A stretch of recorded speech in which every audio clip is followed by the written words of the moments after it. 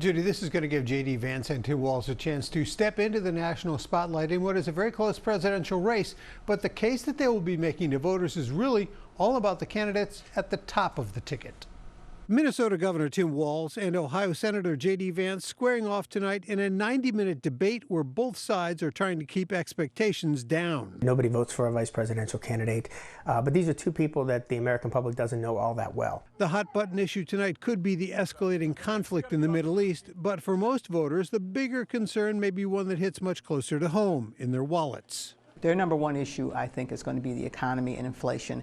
And how can you reassure me that life's going to get better for me if I elect you? That's going to be the important question they want to answer. While all the economic indicators are moving in the right direction and show a very strong economy, people aren't feeling it. They're not feeling it in their pocketbook, in their wages, and certainly in the prices. Vance will be looking to score points on issues like immigration and crime, key talking points for Donald Trump. He's going to want to hammer away at Walz on the Biden-Harris record. Walz could do well on the topic of abortion and a woman's right to choose. The Kamala Harris, Tim Walz ticket thinks they have an advantage, and according to public opinion polls, they do on that issue. The question is, how much do people care about that compared to some of these other issues that they'll be discussing? There will be no studio audience for the debate and no opening statements, just the candidates and CBS News moderators. And unlike the most recent presidential debate, mics will not be muted when the opposing candidate is answering questions. If they can score some points, if they can get some attention, that's a bonus. But they don't want to make any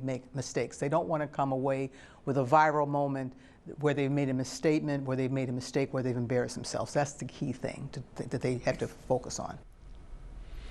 But the bottom line in tonight's vice presidential debate is really more about those candidates making their case on policy and vision as surrogates for the presidential candidates. And since Donald Trump says he will not do another debate with Kamala Harris, this will be the last debate before the election. And that, guys, is now just 5 weeks away from today. Watch breaking news on YouTube. Subscribe to ABC7 Chicago Eyewitness News.